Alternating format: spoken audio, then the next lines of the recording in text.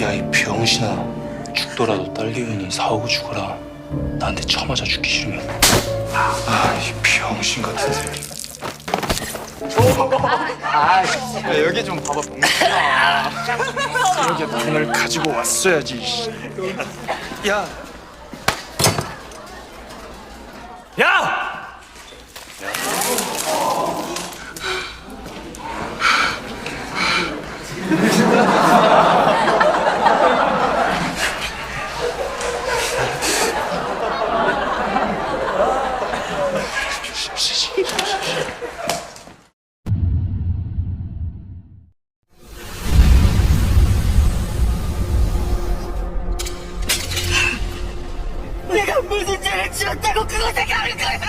Series dimulai dengan seorang pria bernama Choi Ije yang baru saja mati dan masuk ke alam baka. Namun dia malah dibunuh lagi lalu kembali ke dunia dan berreinkarnasi.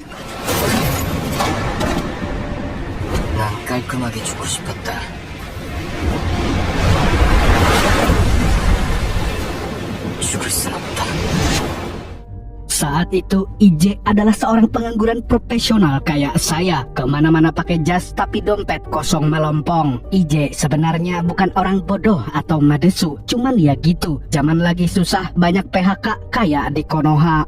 Suatu hari Ije akhirnya dapat panggilan interview. Dia minta doa dan semangat dari pacarnya Jisoo yang selalu yakin Ije bisa mendapat pekerjaan impiannya. Tapi nasib berkata lain. Saat Ije hendak masuk ke gedung perusahaan, tiba-tiba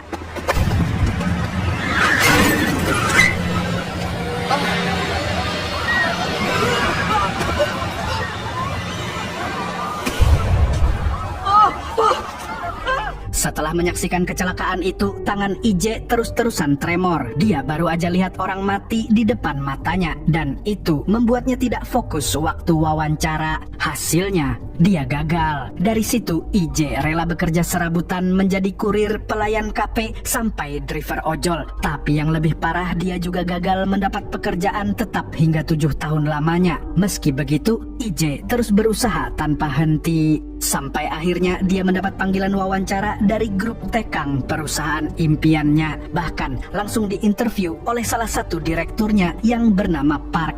Ije pun dipuji karena pantang menyerah. Seakan hidupnya akan berubah, dia mulai percaya kalau akhirnya ada harapan. Tapi tiba-tiba kabar buruk datang. Dia kena tipu investasi bodong dan lebih parahnya lagi, pelakunya adalah sahabatnya sendiri.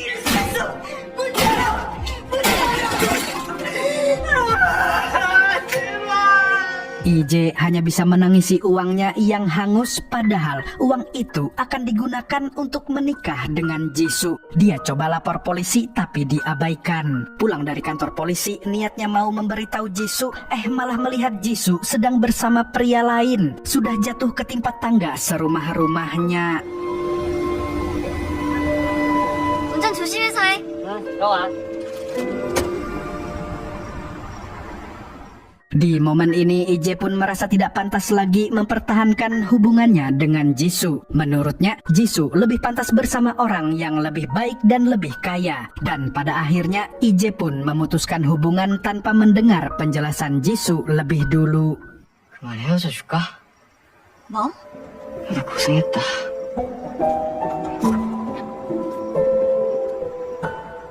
Kesialan Ije tidak berhenti di situ saja. Saat pulang ke kos, semua barangnya sudah dikeluarkan karena dia nunggak bayar. Dan yang lebih parah, dia mendapat email gagal lolos seleksi di grup Taekang. Ije pun hanya bisa meratapi hidupnya yang ngenes itu dengan nangis di bawah guyuran hujan.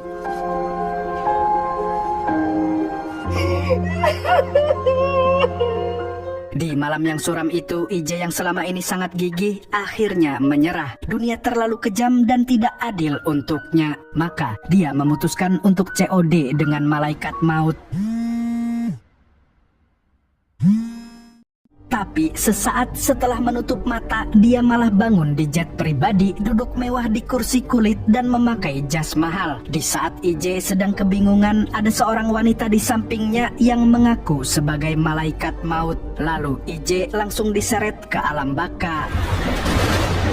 여기가 지옥이야?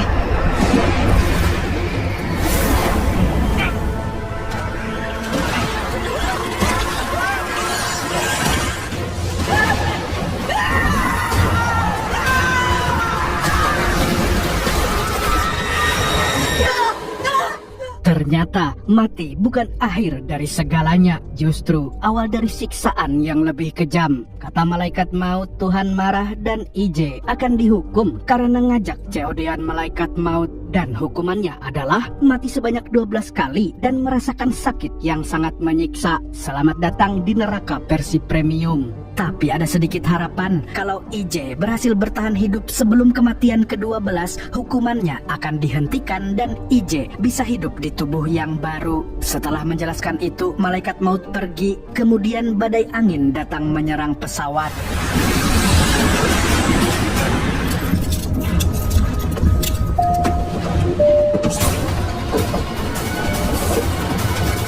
이러시지 않으셔도 됩니다.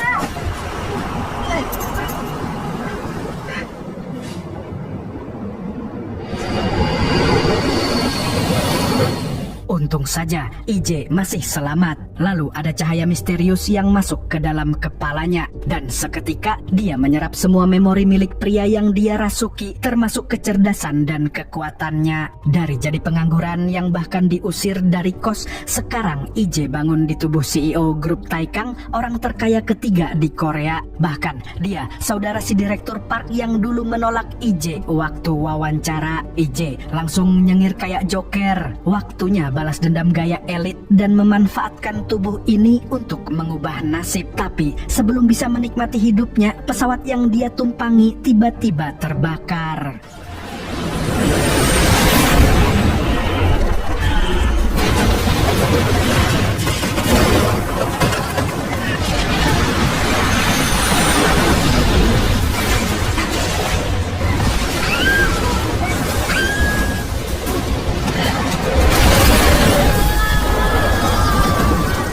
Gara-gara kecelakaan pesawat itu, IJ pun ikut tewas bersama Jintae. Dan saat kembali ke alam baka, malaikat maut sudah menyiapkan sebuah pistol dengan 11 peluru untuk mengirim IJ ke dunia lagi. IJ pun terkejut karena pas ngaji dulu, malaikat maut selalu digambarkan dengan sosok menyeramkan dengan tombak kematian, bukan pistol dan peluru. Sebelum IJ reinkarnasi lagi, malaikat maut menjelaskan bahwa jika IJ gagal bertahan sampai akhir, maka dia akan dimasukkan ke neraka.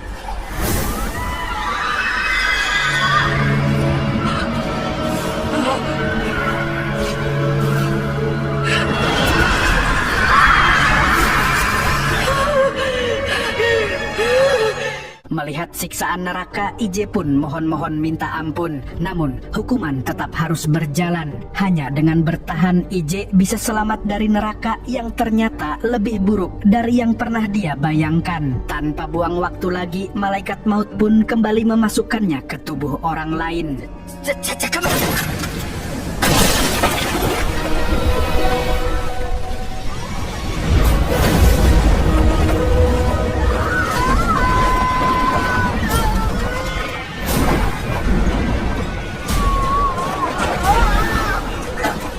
Kali ini IJ terbangun di tubuh seorang atlet terjun payung dan dia sedang melayang di udara tanpa parasut. Bayangin, jatuh bebas dari langit, satu-satunya harapan cuma mendarat hidup-hidup. IJ sempat panik, tapi setelah menyerap ingatan dan skill si atlet, dia mulai percaya diri. Apalagi ini adalah bagian dari challenge ekstrim yang disiarkan live di TV nasional dengan hadiah 3 miliar rupiah. Akan tetapi IJ salah perhitungan.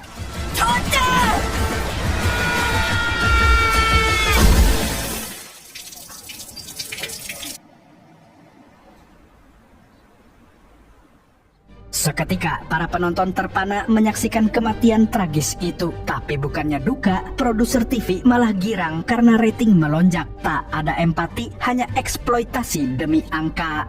IJ terbangun di alam baka lagi. Di sini dia bertanya pada malaikat maut kenapa hukumannya sangat berat, padahal selama hidup dia tidak pernah melakukan dosa besar. Malaikat maut pun menjawab dengan dingin bahwa IJ memang tak berdosa di mata hukum, tapi dia telah menyakiti hati orang-orang yang mencintainya, terutama sang ibu dan Jisoo. Setelah penjelasan singkat itu, IJ kembali dilempar ke dunia. 아니면 tubuh barunya adalah milik seorang siswa SMA bernama Hyuksu. Hidup pas-pasan bersama ibunya yang banting tulang dari pagi hingga malam. Hyuksu hanya bisa berbakti dengan belajar giat di sekolah. Tapi di sekolah dia justru jadi korban bullying oleh gangster sekolah yang dipimpin oleh jamet bernama Jin-sang.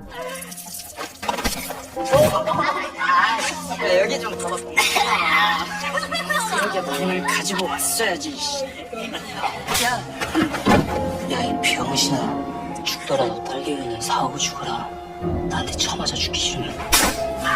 이 병신 같은. Karena sudah tidak kuat, Hyuksu pun berniat mengakhiri hidupnya. Beruntung, IJ masuk ke tubuh Hyuksu tepat waktu dan langsung menyerang Jin-sang CS.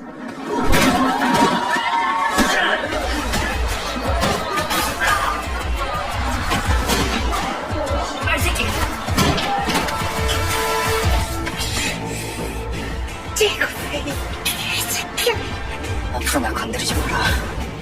알았어?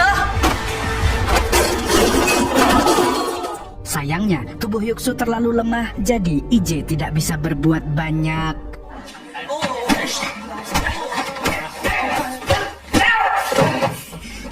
Tidak berhenti di situ, dia juga masih dipukuli setelah pelajaran selesai. Namun di sini, tangan kanan Jin-sang yang bernama Taesuk membela Hyuksu karena menurutnya Jin-sang sudah keterlaluan. Tapi bukannya sadar, Jin-sang malah menghajar Taesuk. Melihat celah itu, IJ pun berniat memanfaatkan Taesuk untuk membalaskan dendam Hyuksu.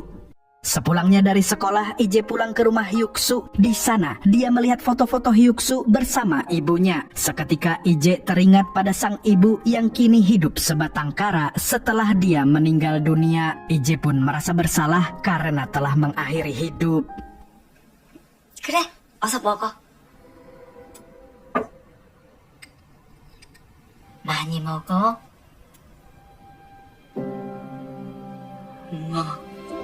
괜찮아, 이제야. 괜찮아.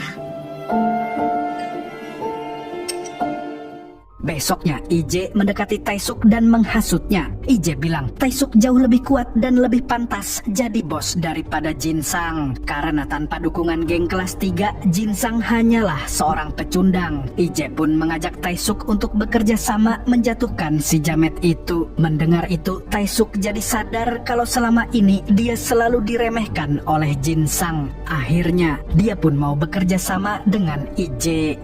Dan tibalah saatnya. Saat makan siang, Jin-sang lagi-lagi membuli Hyuksu. Tapi kali ini IJ melawan balik dengan menumpahkan mie ayam ke muka si jamet. Seluruh murid pun tertawa terbahak-bahak. Jin-sang yang merasa dipermalukan langsung menyuruh Taesuk untuk menghajar IJ. Tapi karena sudah kong kali kong, Taesuk cuman diam dan membiarkan jamet itu jadi bahan tertawaan sampai mukanya kelihatan kayak orang tolol. 가서 씻어야 될 것 같은데.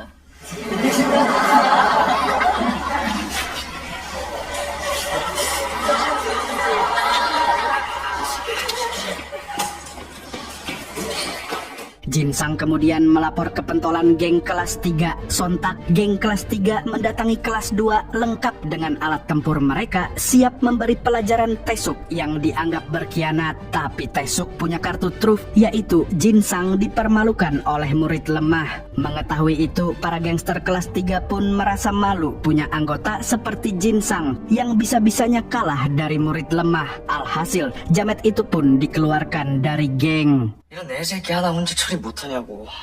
아니 저 새끼가 갑자기 덤벼들어가지고. 아니 그러니까 여기까지 온 거야. 가오스나. 형. Sejak itu Jin-sang jadi terlihat seperti pecundang yang sesungguhnya. Semua orang meninggalkannya, bahkan pacarnya juga selingkuh dengan ketua geng kelas 3. Karma datang cepat dan Jin-sang mulai merasakan apa yang selama ini Hyuksu alami. Lalu pada suatu malam Jin-sang menemui IJ yang sedang olahraga untuk membentuk tubuh Hyuksu. Di sini Jin-sang bertekad akan balas dendam kepada Hyuksu. IJ pun mengatakan kalau Jin-sang hanya orang cemen jadi tidak mungkin bisa balas dendam. Tapi ternyata perkataan IJ membuat Jin-sang kalap dan dalam sekejap dia membunuh Hyuksu. 야! 죽고 싶어서 하지 않았어! 야!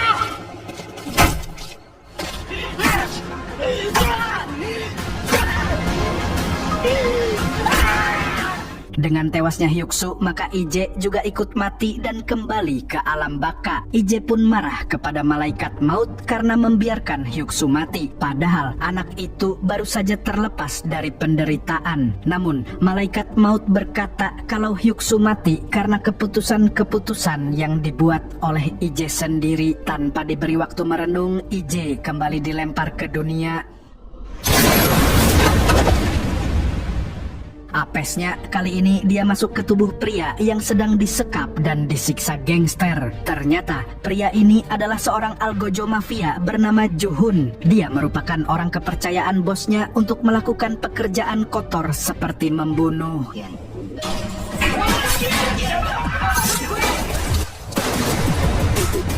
Tapi siapa sangka dalam hatinya masih ada sedikit kebaikan. Karena suatu hari Juhun melihat seorang wanita disiksa bosnya. Hati nuraninya tidak tahan sehingga dia mencuri 10 miliar dari bosnya untuk membebaskan wanita itu dan dibawa kabur ke Nganjuk. Tapi sialnya Juhun ketahuan dan ditangkap. Begitu Ije menyerap ingatan Juhun, dia langsung memberontak.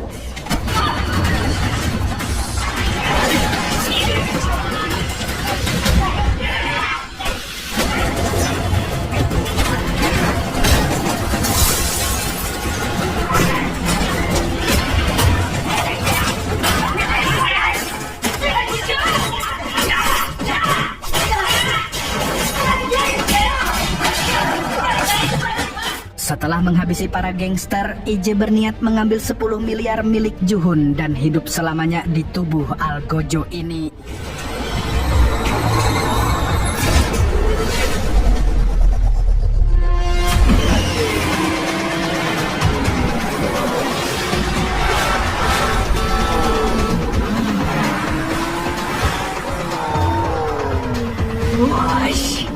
Tapi sayang sekali bosnya Juhun langsung membuat sayembara. Barang siapa yang bisa menangkap Juhun, maka mereka mendapatkan 10 miliar plus paket wisata Jokowi. Alhasil, semua yang mendengar pengumuman ini mulai bergerak. Mulai dari polisi korup sampai gangster bule pun ikut memburu Juhun.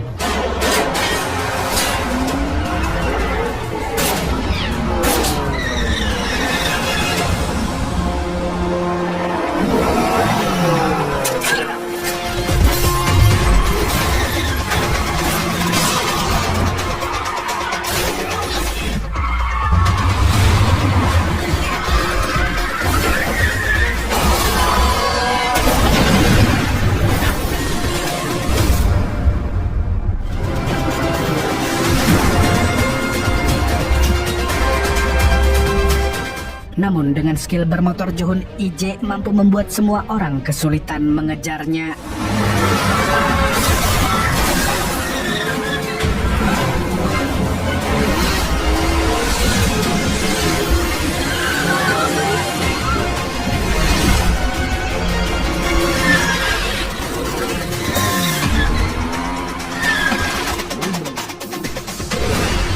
Walaupun sempat terkepung, tapi Ije selalu bisa melihat celah dan akhirnya...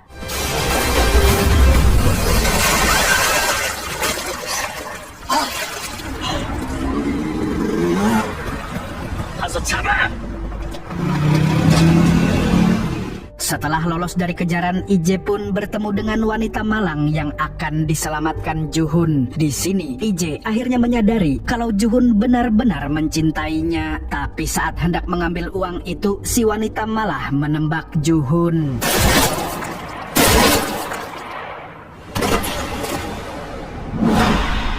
Di alam baka, Ije kaget kenapa wanita itu membunuh Juhun. Ternyata dia cuma mau menguasai uang 10 miliar tersebut. Untungnya hanya Juhun yang tahu tempatnya dan kini semua ingatan itu ada di kepala Ije. Rencananya dia akan mengambil uang itu saat turun ke dunia lagi.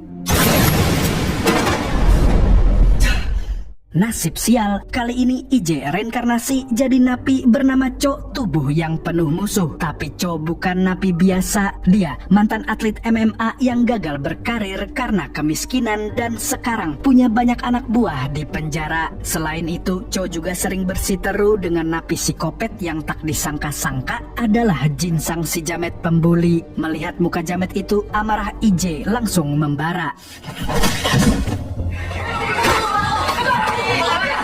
Tapi ternyata Cho punya masa lalu kelam. IJ dibawa keingatan Cho di mana Cho dipenjara selama 6 bulan untuk menggantikan bos grup Taekang yang melakukan tabrak lari. Cho menyetujui tawaran ini karena dia butuh uang untuk melunasi utang ibunya. Namun saat persidangan berlangsung, korban tabrak lari itu meninggal di rumah sakit sehingga vonis hukumannya bertambah jadi 2 tahun. Karena tidak terima, Cho pun mengancam akan membocorkan pelaku tabrak lari tersebut dan minta uang 1 miliar ke pengacara dari grup Taekang. 음주운전에 뺑소니로 사람까지 죽이고 법조하다가 죽는 법 있어. 이야 이거? 응? 이거 몇 년 받으시려나? 내가 여기 갇혀서 배운 게 사는 법이라. Kembali ke saat ini, IJ yang menyerap ingatan Cho pun tahu kalau Jinsang cuma ngaku-ngaku psikopat berdarah dingin, padahal cuma bunuh 1 orang. Maka IJ langsung balas dendam untuk Hyuksu dengan menghajar Jinsang di depan semua napi. 내려봐. 죽이고 싶어. 내려보라고.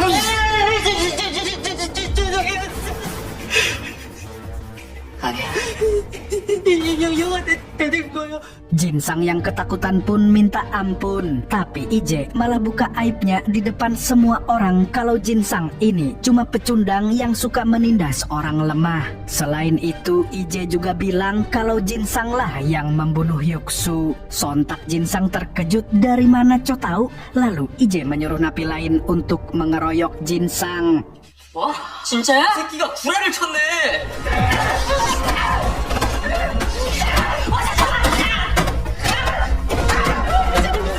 Sejak hari itu, Jinsang jadi target bully di penjara dan IJ tidak peduli. Menurutnya, si jamet harus merasakan penderitaan yang dulu dialami Hyuksu. Keesokan harinya, IJ dan napi lain bekerja di pabrik kayu milik penjara. Tapi di sana, para napi mulai melihat IJ dengan tatapan yang mencurigakan. Tanpa diduga, salah satu napi menyerang IJ tapi malah kena senjata makan tuan. Ternyata, mereka disuruh grup Taekang untuk membunuh IJ dan terjadilah pergelutan yang sengit.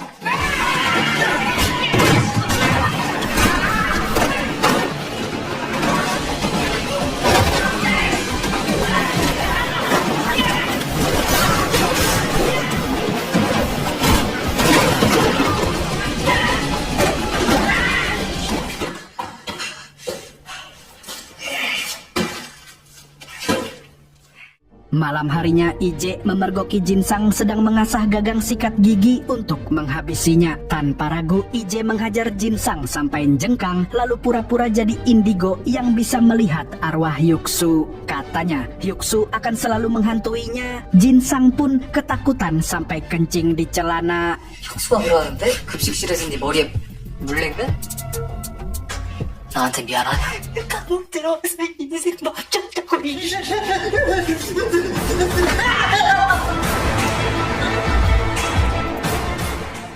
Singkat cerita, IJ akhirnya bebas dari penjara dan dijemput oleh pengacara grup Taekang. Pengacara itu menawarkan 1 miliar agar IJ tutup mulut, tapi kali ini IJ menolaknya. Dia lebih memilih mengambil uang almarhum Juhun yang 10 kali lipat lebih banyak. Berbekal ingatan Juhun, IJ menuju dermaga dan berhasil mengambil uang 10 miliar serta berlian mahal. IJ pun senang karena akhirnya jadi sultan. Sebelum pergi, IJ beristirahat sejenak di pondok Juhun. Saat tidur, IJ mimpi bertemu ibunya dan waktu bangun tangisan IJ pun seketika pecah.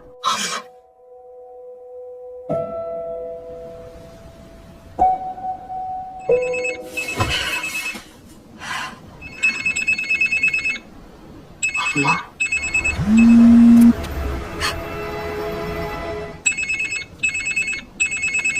엄마가 미안해. 아, 엄마 때문에 네가 고생했어. 빨리 보고 싶다.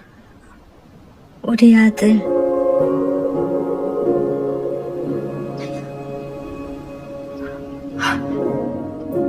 네.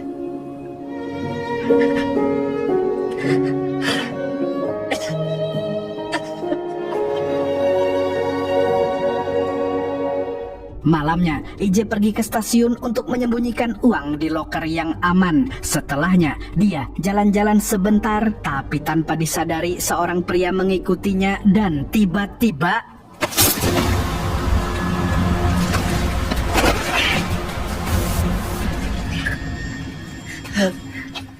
IJ terkejut, ternyata itu adalah ayah dari korban tabrak lari. IJ pun memberitahu kalau pelakunya adalah petinggi grup Taekang. Si bapak yang salah sasaran pun panik dan langsung kabur meninggalkan IJ yang sekarat. Ketika nyawa IJ di ujung tanduk, Jinu, anak buahnya di penjara, muncul. Tapi sialnya, Jinu sudah dibayar grup Taekang untuk menghabisinya. 얼마나 비싼 거 진짜 개수작이야.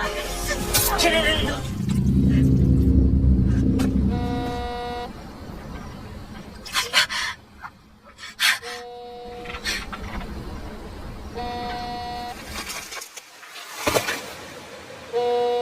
Di alam baka, IJ meminta kepada malaikat maut agar dimasukkan ke tubuh yang sama kuatnya dengan Cho atau Juhun supaya bisa mengambil uang 10 miliar lagi. Namun, apa yang terjadi? Malaikat maut malah memasukkannya ke tubuh seonggok bayi.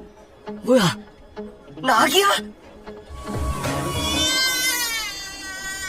내 돈, 내 배가! Kini IJ terjebak dalam tubuh bayi yang hanya bisa menangis terus-menerus. Begitu ibu bayi itu datang untuk membawanya pulang, IJ merasa si ibu ini sangat perhatian. Padahal begitu di mobil, sang ibu malah menghajar bayi itu seperti orgil.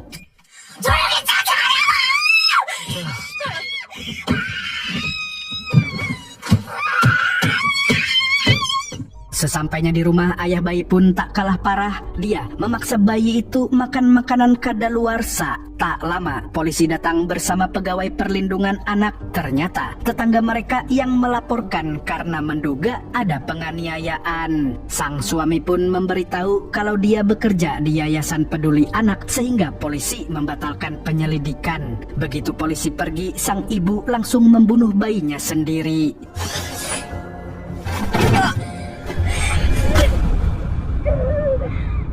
Singkat cerita, IJ dibangkitkan lagi dan kali ini masuk ke tubuh Gonu, seorang model tampanan kaya raya. Meski begitu, IJ tetap berniat mengambil uang 10 miliar milik Juhun. Sesampainya di apartemen Gonu, IJ terkejut melihat barang-barang mewah yang tidak pernah dia miliki. Kali ini dia bertekad menjaga Gonu hidup agar bisa melanjutkan hidup di tubuhnya. Keesokan paginya, IJ ditemui kakak Gonu yang punya kafe mewah di Gangnam dan IJ disuruh bantu-bantu di kafe. Pada hari itu ada satu pelanggan setia yang datang. Tak disangka pelanggan itu adalah Jisoo. Melihat Jisoo, sontak IJ membantu dan mengenang semua kenangannya bersama sang kekasih.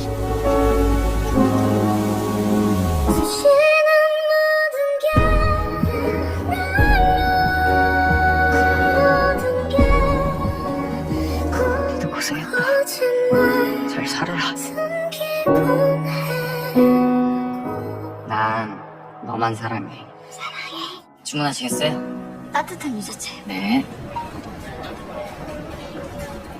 IJ semakin menyesal karena nekat COD dengan malaikat maut. Sekarang Jisoo sukses jadi penulis novel dan tak disangka satu novel Jisoo berisi pujian untuk IJ. Ternyata selama ini Jisoo selalu menerima kekurangannya. Lalu IJ ingat di malam saat dia memutuskan hubungan dengan Jisoo karena mengira Jisoo selingkuh. Padahal kenyataannya pria itu kakaknya. Hal ini pun membuat IJ marah pada dirinya sendiri. Keesokan harinya, Jisoo kembali ke kafe untuk menulis. IJ lantas memperkenalkan diri sebagai Gonu, fans garis keras Jisoo, dan menawarkan ide cerita tentang pengalaman mati berkali-kali yang dia alami. Namun, Jisoo hanya menganggapnya karangan biasa. 좀 너무하긴 하네요. 그쵸?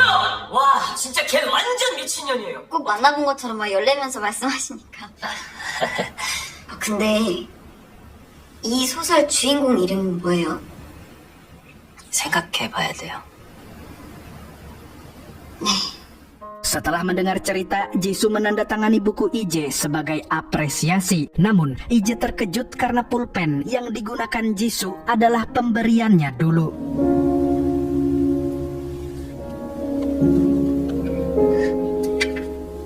너 주려고 사놨던 것 같아. Sejak hari itu mereka sering bertemu. Jisoo merasa Gonu mirip dengan IJ tanpa dia tahu bahwa jiwa IJ ada di tubuh Gonu.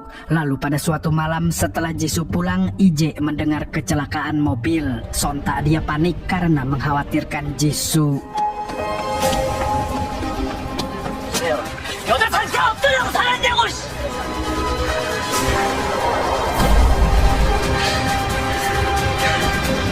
Untung saja Jisoo tidak menjadi korban dan hal itu membuatnya sangat lega. Keesokan harinya Jisoo mendatangi makam IJ karena dia sangat merindukannya. Apalagi sejak bertemu dengan sosok Gonu, dia merasa bahwa IJ sedang berada di sampingnya. 그때 오빠 잡았으면 만약에 내가 오빠는 다른 선택을 했을까?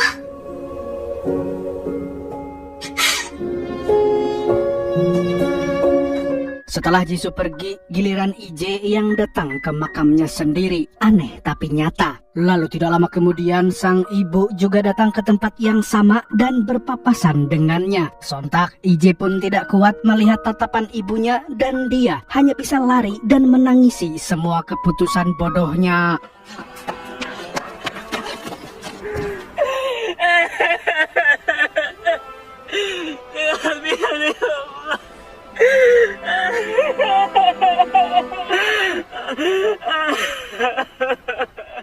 Keesokan harinya IJ menulis surat untuk ibunya dengan mengatasnamakan temannya. IJ juga menaruh tas yang berisi 10 miliar di rumah ibunya dengan harapan ibunya bisa hidup lebih baik. Lalu malam-malam entah ngapain IJ lari-larian, tapi dia berhenti di tempat yang salah karena beberapa detik kemudian IJ kejatuhan baliho yang berada tepat di atasnya.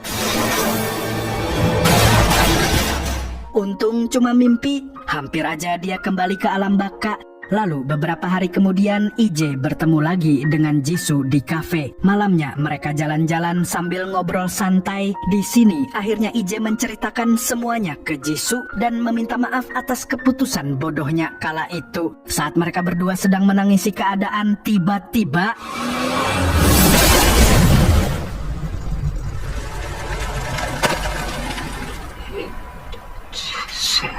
akibat digencet mobil, Jisoo pun langsung pindah alam sedangkan IJ sekarat dan tidak berdaya. Rupanya yang menabrak mereka adalah Pak, pemimpin grup Taikang yang mulai sekarang kita panggil saja nih orang dengan sebutan Samidi. Si psikopat ini hobi banget bunuh orang. Dari adiknya sendiri, Jin Tae, yang dibunuh dengan kecelakaan pesawat, sampai Cho yang dijadikan kambing hitam untuk masalah tabrak lari. Dan ternyata dia juga yang menyebabkan si atlet terjun payung tewas. IJ baru sadar semua kematiannya saling berkaitan. Tapi saat IJ hampir bangkit melawan, Samidi malah mencekiknya.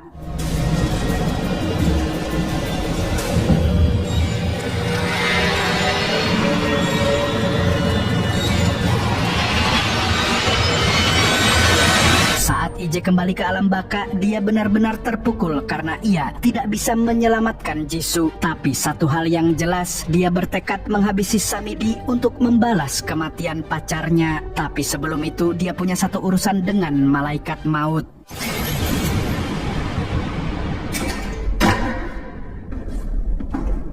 Di tempat lain, dua YouTuber sedang siaran langsung. Mereka mengaku berhasil menangkap pembunuh berantai yang meresahkan warga. Padahal kenyataannya mereka cuma nangkep buronan kelas teri. Tanpa mereka sadari ada seorang pria misterius yang mengawasi mereka. Dan tak lama setelah itu, kedua YouTuber ini langsung dihabisi pria itu.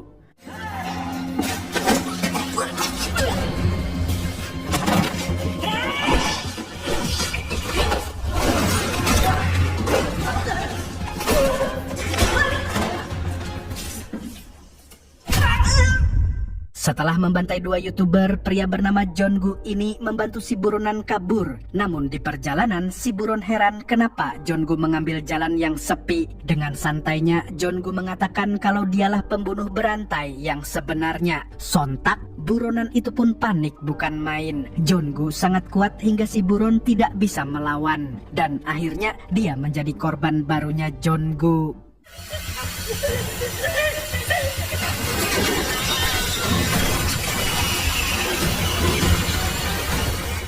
Di sisi lain, IJ baru saja menembak malaikat maut. Dia lalu berusaha kembali ke bumi karena ingin balas dendam atas kematian Jisoo dengan menghabisi Samidi. Namun ternyata yang bisa mengirimnya ke dunia hanya malaikat maut. Malaikat maut yang sudah kena headshot pun kini bangkit. Dia mengatakan bahwa IJ tidak akan bisa membunuhnya karena malaikat maut adalah wujud dari maut itu sendiri. Dia tidak pernah hidup dan tidak pernah mati. Bahkan bisa berubah wujud menjadi siapa saja termasuk jadi Jisoo agar perasaan IJ makin tersiksa.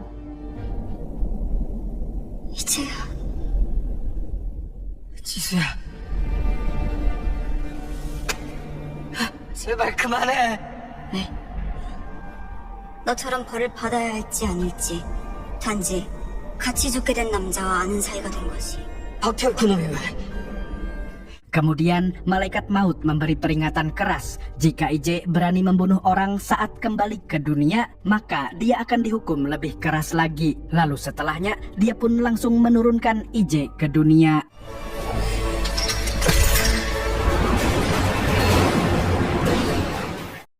Dan secara mengejutkan, IJ dimasukkan ke dalam tubuh Jonggu si pembunuh berantai. Padahal aslinya IJ tidak kuat melihat darah. Saat IJ menyerap semua memori Jonggu, rupanya Jonggu adalah seorang pelukis yang sangat disegani. Tapi jauh sebelum terkenal, karyanya sering diremehkan orang-orang. Hingga suatu malam dia tidak sengaja melihat seorang wanita COD dengan malaikat maut. Dari situlah dia mendapat inspirasi dan melukis wajah Skaratul Maut si wanita dengan campuran tinta dan darah. Ternyata karya tersebut dipuji banyak orang dan Jonggu pun mulai melakukan pembunuhan agar bisa melukis dengan darah lagi. 본격적으로 예술에 빠져들었다.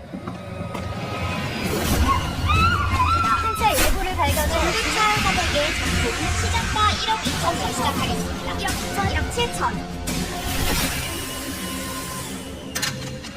Setelah menyerap memori Jonggu, IJ langsung bergidik ketakutan sampai muntah-muntah. Tapi di saat yang bersamaan, dia berpikir akan memanfaatkan Jonggu yang jahat untuk balas dendam kepada orang jahat lainnya. Siapa lagi kalau bukan Samidi? 박태호. Tanpa berlama-lama, Jonggu pun langsung ke TKP pembunuhan Jisoo. Di sana, dia ingat kalau pengacara Samidi membuang kartu memori dashcam ke got. IJ juga menemukan pulpen milik Jisoo yang merupakan pemberiannya. Di momen ini, Jonggu bertekad akan memberi pelajaran setimpal kepada Samidi yang selalu lolos dari hukuman dan selalu mengkambing hitamkan orang lain. Dan dalam kasus ini pun, Samidi menumbalkan pengacaranya sendiri untuk masuk penjara. Di lain pihak, Samidi lagi disuruh ayahnya ikut seminar khusus yang ternyata tentang ciri-ciri psikopat. Katanya ada banyak psikopat yang sukses jadi pengusaha. Si pengisi seminar pun mengetes apakah Samidi adalah seorang psikopat. Karena kalau dilihat dari tatapannya, dia agak mirip Sumanto versi ganteng. Tapi karena Samidi cerdik, ini orang mampu menjawab semua pertanyaan layaknya manusia normal. 사진 속에 웃는 얼굴은 몇 개인가요? 3개입니다. 다른 사진은 몇 번일까요? 3번이죠. 아니시네요. 아쉽습니다. Kembali ke IJ yang sedang dalam perjalanan pulang ke rumah Jonggu. Tiba-tiba darah keluar dari hidungnya dan sedetik kemudian dia pingsan. Usai diperiksa, dokter memberitahu kalau Jonggu sudah lama mengidap tumor otak dan hidupnya tersisa 1 bulan lagi. Yang artinya IJ cuma punya 1 bulan untuk balas dendam. Saat hendak pergi dari rumah sakit, dia mendapat telepon dari Samidi yang ingin membeli lukisannya. Langsung saja Ije menemuinya di galeri. Di sana Ije sadar kalau Jeonggu dan Samidi sama-sama iblis. Apalagi lukisan yang hendak dibeli Samidi full dibuat dengan darah dari 15 korban Jeonggu. 왜 이렇게 강하게 끌리는 이유가 뭐라고 착각한 미친놈 아닐까요? 뭐라고? Sebelum transaksi dilakukan, Ije memanfaatkan kesempatan ini untuk menanyakan alamat rumah Samidi. Tanpa Samidi ketahui, pertanyaan itu adalah langkah pertama dari misi balas dendam yang mematikan. 이 그림을 판다면 주소 알려주시면 제가 직접 배달해드리죠. 그럼 기대하고 있겠습니다. 다른 건가? Sepulangnya dari galeri Jeonggu, Samidi mengunjungi gereja untuk memperingati kematian adiknya, Jintae.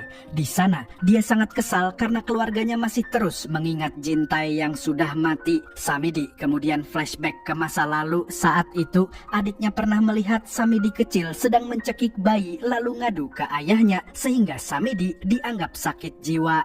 Jadi tidak heran yang mewarisi kekayaan ayahnya adalah Jintae. Dan itulah yang membuat Samidi dendam kepada adiknya. Setelah dari gereja, Samidi pulang ke rumah untuk menenangkan pikiran. Namun dia dicegat oleh Ije yang sudah siap menghabisinya. Tapi karena Samidi masih pura-pura baik, Ije pun meludahi Samidi untuk menyulut emosinya. Alhasil mereka langsung baku hantam.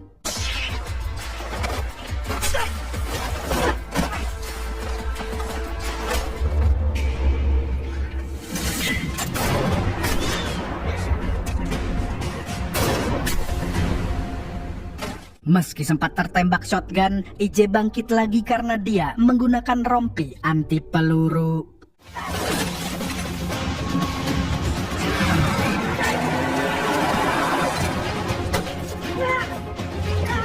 했지.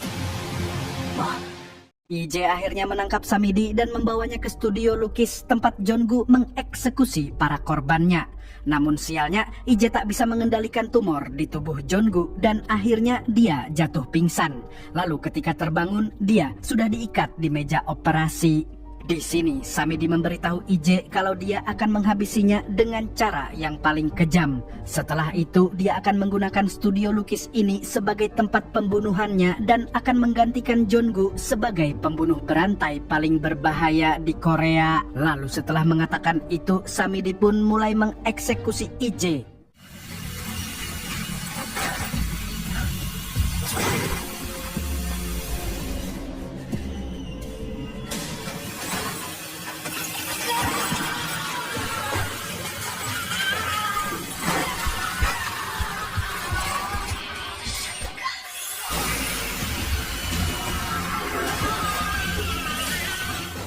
Di alam baka, Ije yang masih kesakitan tiba-tiba tertawa seperti orgil karena ternyata dia memang sengaja membuat Jeonggu dibunuh. Dengan begitu, Samidi bisa dipenjara karena pembunuhan sebab di studio lukis itu ada ruangan rahasia yang menyimpan rekaman CCTV. Dan saat dia turun ke dunia lagi, dia akan menyebarkan rekaman itu agar semua orang tahu kebejatan Samidi.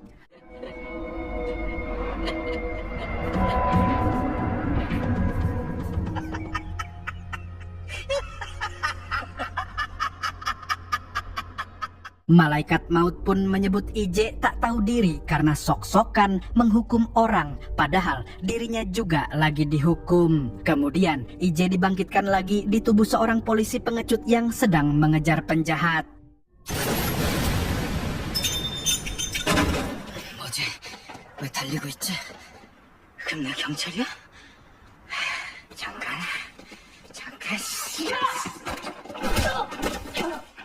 Saking pengecutnya, dia bahkan dimarahi oleh bawahannya sendiri. Lalu Ije menyerap memori milik si polisi yang ternyata bernama Ji-hyung. Sejak kecil Ji-hyung pengen jadi polisi seperti mendiang ayahnya. Tapi setelah lolos polisi, ibunya malah syok berat sampai sakit karena takut Ji-hyung bernasib sama seperti ayahnya yang gugur saat bertugas. Alhasil, Ji-hyung pun berjanji akan menjauhi bahaya. Dan sejak saat itu, Ji-hyung dianggap pengecut karena selalu melarikan diri saat ada kasus berat. Lalu belum lama ini ibunya meninggal dan membuat Ji-hyung semakin nelangsa. Setelah mengingat semua memori itu, Ije pun bertekad untuk mengharumkan nama Ji-hyung agar dia tidak diremehkan lagi. Dan secara kebetulan, dia melihat ada dua pemuda yang sedang baku hantam di jalan. Ternyata salah satu pemuda itu adalah Jinu, orang yang mengkhianati dan menghabisi Cho. Sontak, Ije yang masih dendam pun langsung meringkusnya. 얼마나 더 죽일 생각이야? 이 새끼가.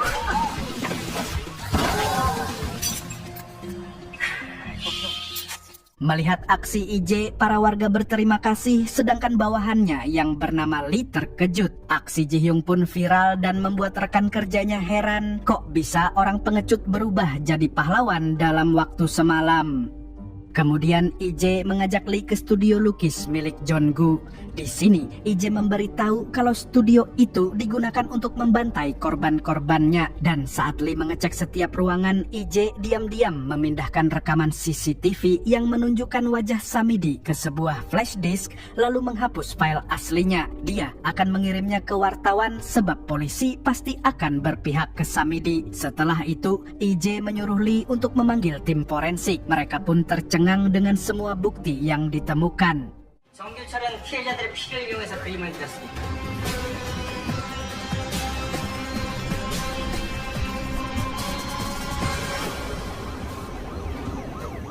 Di sini atasan Ji-hyung sangat terkejut karena selama ini Ji-hyung adalah polisi yang tidak kompeten, tapi sekalinya bergerak langsung mengungkap kasus besar.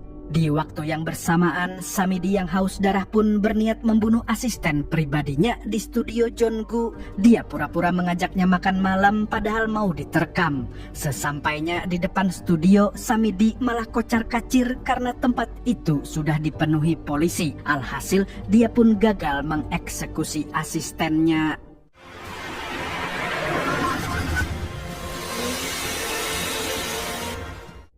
Keesokan harinya, nama Ji-hyung viral karena mengungkap pembunuhan berantai. Sementara itu, Samidi panik karena takut ketahuan dan langsung menyuruh mafia yang tak lain bosnya Ju-hun untuk menghabisi Ji-hyung. Rupanya, Samidi juga pernah membayar si mafia untuk membuang jasad Jonggu. Di lain pihak, IJ memberikan file rekaman CCTV kepada wartawan untuk disebarkan ke media.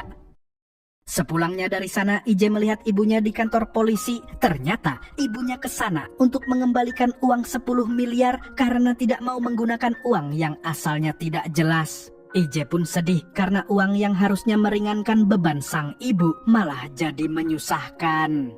고맙습니다. 그 돈가방은 왜 신고하셨어요? 겨우 그깟 돈이랑 바꿀 수 있는 아이가 아니었거든.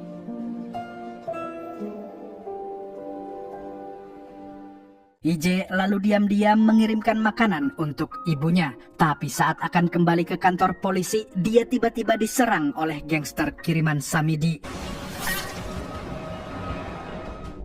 Di sisi lain, Samidi mendapatkan fakta bahwa ayahnya diam-diam menyelidiki semua pembunuhan yang dia lakukan. Samidi pun kesal karena dia selalu dianaktirikan sejak kecil. Dia sebenarnya ingin menghabisi sang ayah, tapi ada banyak pengawal. Alhasil, dia melampiaskan kemarahannya dengan membunuh orang random di tengah jalan.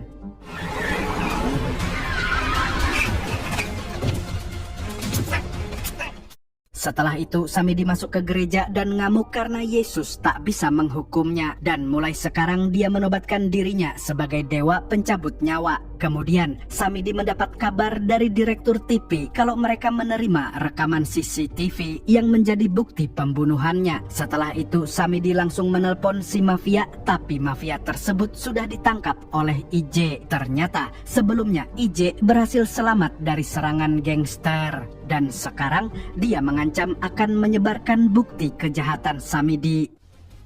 우리 일단 잠깐 만나죠. 경찰서에서 보자. 경찰서. 지윤재가 많아서 경찰서는 무서운가 보네. 개새끼가 하는 거 봐라 이 자식.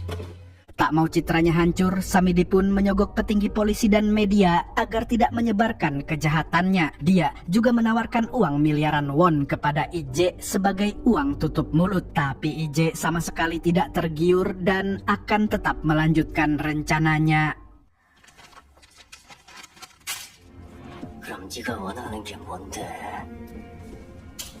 나도 네 전부를 걸어. 미친 개또라이 새끼란 걸 알려주는 거. 나한테 너 같은 개새끼 한 마리 없애는 것쯤은 일도 아닌데.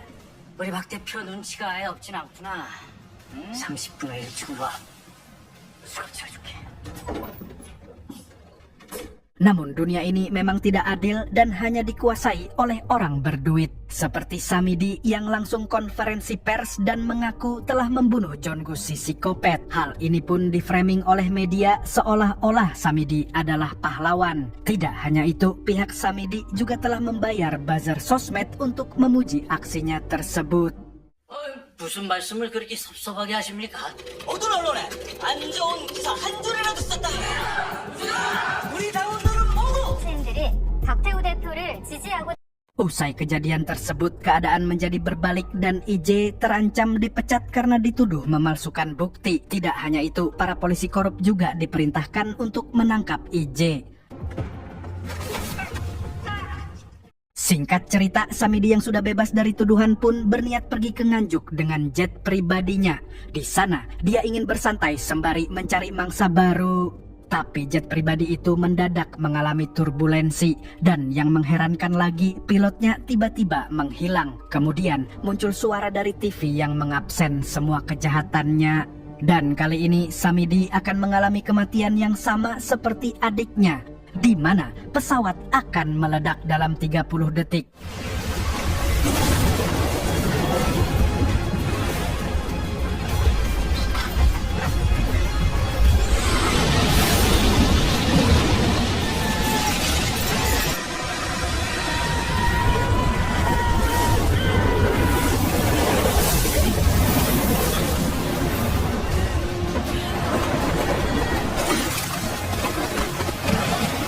Meski mendarat dengan selamat berkat parasut, tapi Samidi langsung ditabrak mobil. Dan ternyata yang menabraknya adalah Ji-hyung alias IJ. Ternyata sebelumnya IJ bekerja sama dengan Lee untuk menjebak polisi korup yang sempat menyekapnya. Selain itu, IJ juga menggunakan kekuatan Juhun, si anggota mafia, untuk membajak jet pribadi milik Samidi dan merusak mesinnya. Pokoknya IJ menggunakan skill orang-orang yang sempat dia rasuki. 그들에게 카운터 펀치를 날렸다. 사고사로 보이게 죽여요. 박태호 대표가 동생인 박진태의 내가 박진태 죽인 거 네가 어떻게 알고 있어? 고위 간부들의 증거 자료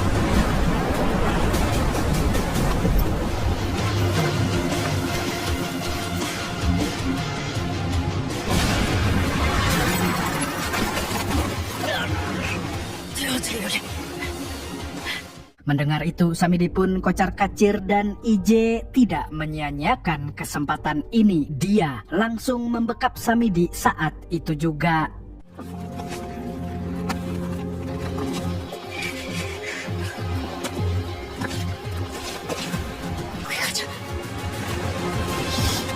Namun malaikat maut turun ke dunia sebagai peringatan bahwa tindakan IJ sudah berlebihan. Lalu pulpen milik Jisoo jatuh dari saku bajunya dan seketika dia terbayang wajah mendiang kekasihnya tersebut.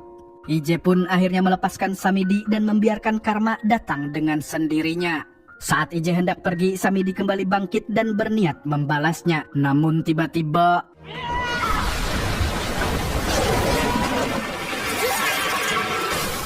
sejak kejadian itu, media menyiarkan semua kejahatan Samidi. Sementara para pejabat yang sebelumnya berpihak pada Samidi, kini sudah ditangkap dan diadili.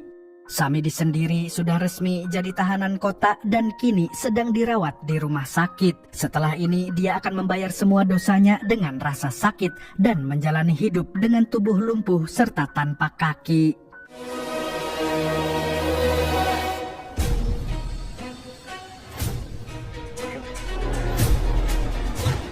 Setelah melihat keadaan Samidi, IJ pergi mengunjungi makam Jisoo untuk memberi penghormatan terakhirnya.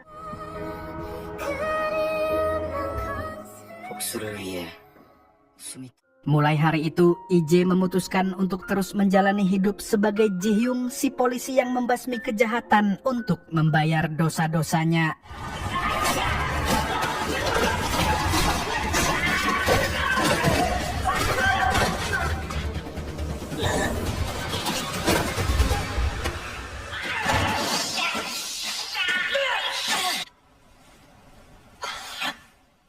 Selain itu, dia juga semakin dekat dengan Lee yang kini dia anggap seperti adik sendiri.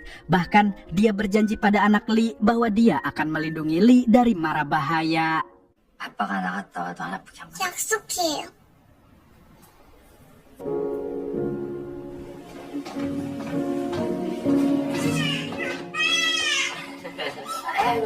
Pada suatu hari, dia dan Lee hendak menangkap seorang pengedar barang haram. Tapi sialnya, kaki Lee tertembak dan IJ pun tidak tinggal diam. Karena sudah berjanji akan melindungi Lee, dia akhirnya memilih untuk mengorbankan diri. 나는 아빠가 안 아팠으면 좋겠네. 이번엔 아니야.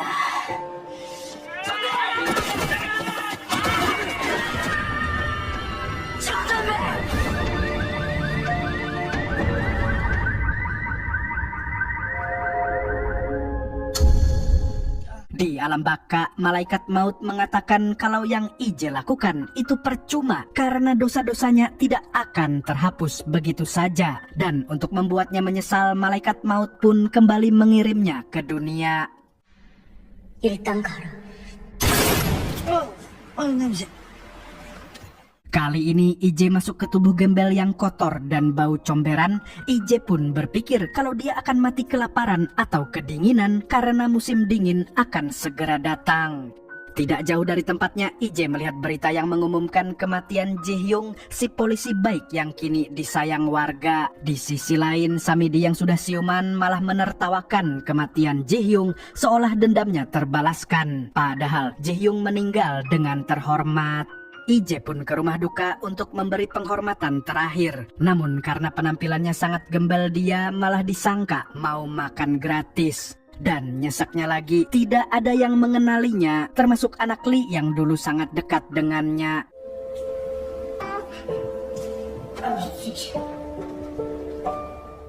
Tak lama kemudian, rombongan menteri datang untuk memberi penghormatan kepada Ji-hyung. Padahal semua itu hasil kerja keras IJ. Namun, IJ sadar tidak ada orang yang mengenalnya lagi. Di sini, dia paham maksud malaikat maut bahwa semulia apapun perbuatannya sekarang, nama IJ tidak akan dikenal karena dia sudah mati. Di tengah kesedihannya, IJ melihat Lee yang sedang meratapi kematian seniornya. Dia pun berusaha menenangkannya, tapi Lee malah marah. Kemudian IJ melihat cahaya memori yang akan masuk ke tubuh si gembel. Namun IJ sudah tidak sanggup menyerap memori orang lain karena dia juga akan merasakan penderitaannya. Saat berusaha lari dari cahaya itu, dia malah terjatuh di tangga.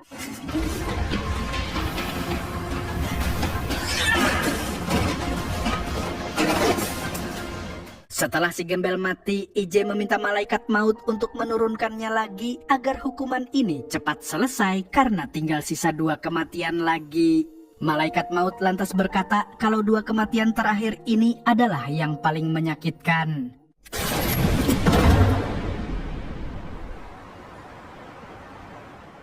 Kali ini IJ reinkarnasi jadi seorang pria yang baru saja di PHK dari grup Taekang. Dan gara-gara di PHK, dia juga diceraikan oleh istrinya karena dianggap mokondo. Namun anehnya, saat ini IJ berada di masa lalu tepatnya 7 tahun sebelum kematiannya. Dan yang paling mengejutkan, pria yang dia masuki ini merupakan pria yang ketabrak mobil di awal cerita.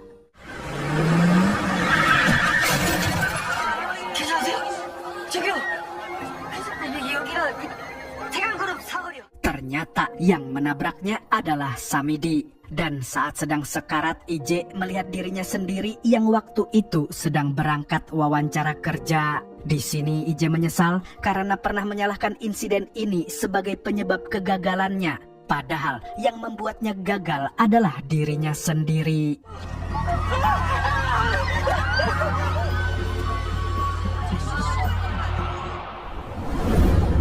Di alam baka, IJ punya 1 kali lagi kematian. Dan saat diturunkan ke dunia lagi, IJ sangat-sangat terkejut karena dimasukkan ke tubuh ibunya.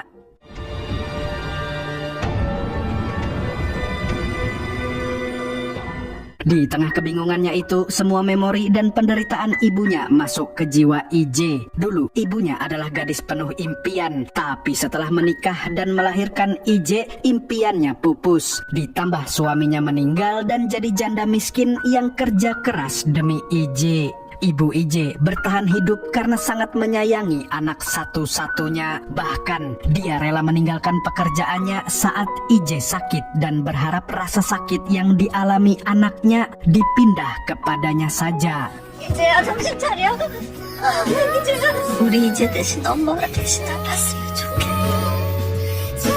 엄마가 미안해. Gara-gara bolos kerja, si ibu pun akhirnya dipecat. Tapi walaupun begitu, ibunya tak pernah mengeluh, apalagi menganggap IJ sebagai beban dan terus bekerja keras. Suatu hari, ibu IJ sakit tapi IJ tidak mengangkat teleponnya. Tak lama setelah itu, ibu IJ mendengar kabar kalau IJ meninggal. Sontak, sang ibu pun langsung lemas setelah melihat mayat sang anak.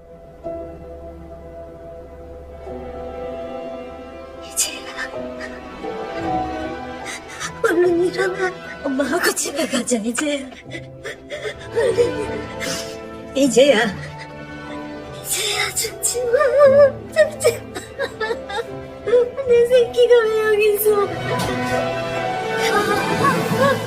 Baginya, kematian IJ adalah karma karena dia bukan ibu yang baik. Dan sejak saat itu, kehidupan ibu IJ berubah menjadi semakin sulit dan penuh rasa sakit. Belum lagi, dia sering jadi bahan gibah dan dianggap pembawa sial di tempat kerjanya. 절대 옷 입히지 마. 나도 내 딸 장착장은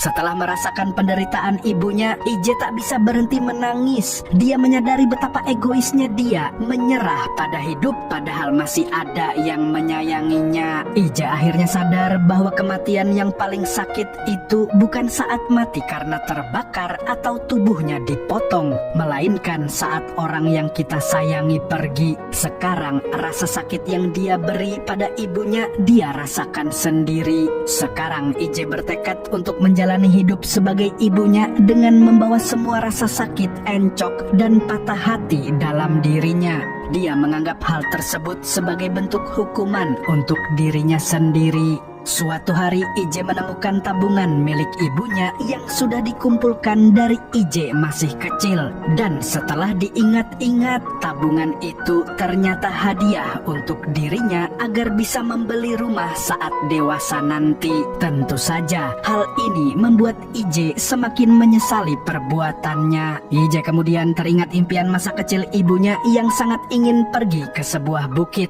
Akhirnya IJ pun hiking ke bukit itu. Setelah capek dan menghabiskan banyak waktu, dia akhirnya bisa menikmati indahnya pemandangan di atas bukit tersebut. Bahkan saking indahnya, IJ sampai menangis.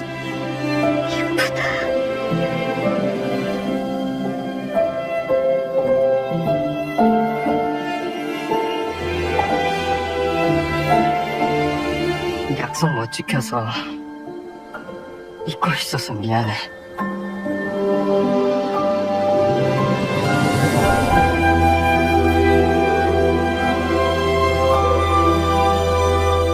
Setelah selesai, IJ berusaha untuk turun dan pulang, namun hari sudah gelap dan dia malah terjatuh. 도와주세요.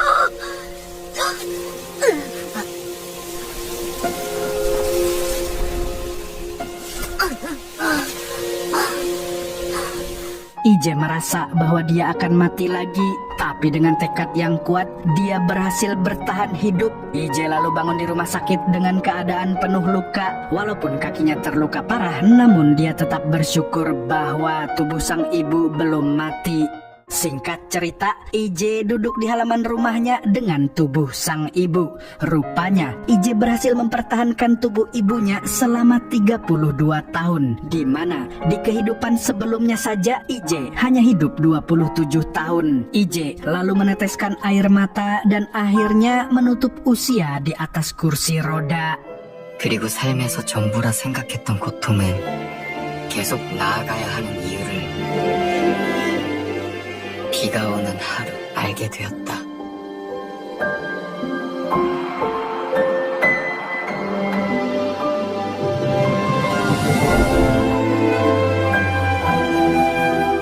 Di alam baka, IJ bersiap untuk menerima penghakiman Tuhan. Dia juga sudah siap masuk neraka jika memang itu bisa menghapus dosa-dosanya. Namun sebelum itu, dia memohon kepada malaikat maut untuk diberi kesempatan hidup sekali lagi di dalam tubuhnya sendiri. Mendengar permohonan tersebut, malaikat maut mengambil sebuah peluru yang berbeda dari biasanya. Kemudian, malaikat maut memberikan pistolnya kepada IJ agar dia bisa menentukan nasibnya sendiri. Karena menurut malaikat maut, IJ sudah menyesali perbuatannya dan layak diberi kesempatan kedua. Akhirnya IJ pun mengambil kesempatan itu dan kembali turun ke dunia sebagai dirinya sendiri. Dan series pun tamat.